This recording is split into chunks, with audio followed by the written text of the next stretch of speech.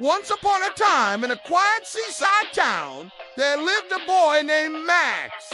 A whirlwind in sneakers. He wore a cardboard crown, carried a wooden sword, and believed every day should be an adventure. But sometimes, Max's wildness got him into trouble. One rainy afternoon, after knocking over his sister's tower of books and chasing the cat around the house, his mom sighed and said, "Max, go to your room until you can behave like a human being, not a monster." Max stomped off, grumbling under his breath. "I am a human, just royal one." That night, as thunder rumbled outside, Max's room began to change. The walls stretched into forests. The floor became waves. And before he knew it, he was floating in a small wooden boat toward a distant island shrouded in mist. He had arrived at the island of echoes. They roared and howled, not with anger, but with loneliness. There, towering creatures awaited him, horns like tree branches, fur like moss, eyes glowing like lanterns.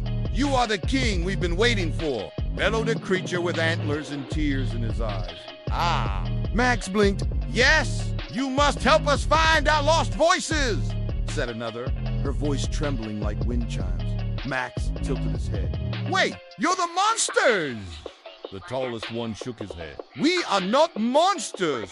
We are echoes of feelings people have forgotten." But as they grew older, they buried those feelings deep inside. And so, those emotions came alive here on the island, taking shape as these creatures. Max learned that long ago. Humans used to feel everything deeply: joy, sadness, fear, love. But something terrible had happened.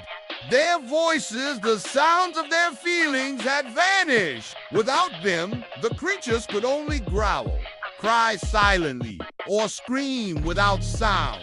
They were losing their power. Max, now crowned king of the island once more, took charge. "Let's go on a quest," he declared. And so, Max and the creatures journeyed across the island to the cave of forgotten laughter, the forest of muffled tears, and finally to the cliffs of silent screams. In each place, Max listened. Really listened. "You reminded us that even wild things need to be heard." He heard giggles trapped in seashells, sobs stuck in tree roots, and yells frozen in ice. With courage and care, he freed each sound, clapping, crying, shouting alongside the creatures. One by one, they found their voices again. "Maybe when I need to remember who I really am."